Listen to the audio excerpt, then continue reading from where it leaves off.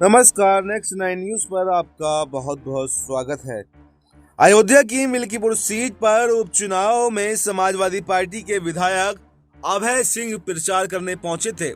अभय सिंह ने समाजवादी पार्टी के पक्ष में नहीं बल्कि बीजेपी के पक्ष में जोरदार चुनाव प्रचार किया है और इस सीट पर 5 फरवरी को होने वाली वोटिंग से पहले चुनाव प्रचार में अभय सिंह ने यह दावा करते हुए कहा कि बीजेपी की जीत यहां पर निश्चित है। उन्होंने केंद्र और राज्य सरकारों की तारीफ करते हुए उनकी योजनाओं की जमकर तारीफ की। अभय सिंह ने कहा कि हमारी यहाँ बहुत सी रिश्तेदारियां हैं, हमारी बुआ और बहनों की शादी यहाँ हुई है। मैं यहाँ लगातार आता रहा हूँ और मैं ये देख रहा हूँ कि सरकार की योजनाओं से लोग बहुत ज्यादा लाभान्वित हैं। उनकी योजनाओं से लोगों को लाभ पहुंचा है। लोग अब यहाँ पर चंद्रभान पासवान के पक्ष में ही बोल रहे हैं। मिल्कीपुर में चंद्रभान पासवान की स्थिति अच्छी दिखाई दे रही है। विधायक ने कहा कि जनता चंद्रभान पासवान के पक्ष में बोल रही है, कह रही है कि ये लोगों के दुख और सुख के भागीदार हैं।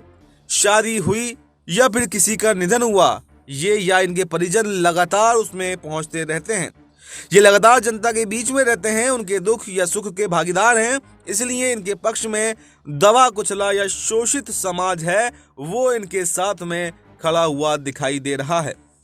उन्होंने कहा कि चौरसिया वर्ग की संख्याएं बहुत ज्यादा हैं। उन लोगों से मेरा मिलना जुलना हुआ है तो हर आदमी भी इन्हीं का नाम लेता हुआ दिखाई दे रहा है।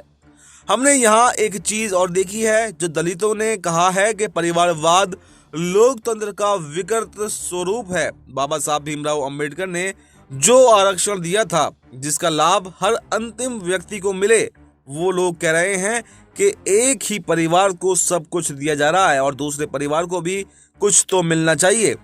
आपको बता दें कि अयोध्या की मिल्कीपुर सीट पर सपा सांसद अवधेश प्रसाद के इस्तीफा देने पर उपचुनाव हो रहा है। वो पहले इस सीट से विधायक थे, लेकिन बीते लोकसभा चुनाव में जीत दर्ज करने के बाद में उन्होंने विधायक पद से इस्तीफा दे दिया था और इस उपचुनाव में सपा ने उनके ही बेटे अजीत प्रसाद को उम्मीदवार बनाया है। यहाँ पर 5 फरवरी को वोटिंग की जाएगी और 8 फरवरी को नतीजे सबके सामने आएंगे। तो इस पूरी खबर पर आपको क्या कुछ कहना है, कमेंट बॉक्स में आप अपनी राय दे सकते हैं। फिलहाल इस खबर में इतना ही। देश और दुनिया की तमाम बड़ी खबरों के लिए आप बने रहिए हमारे साथ और देखते रहिए नेक्स्ट 9 न्यूज।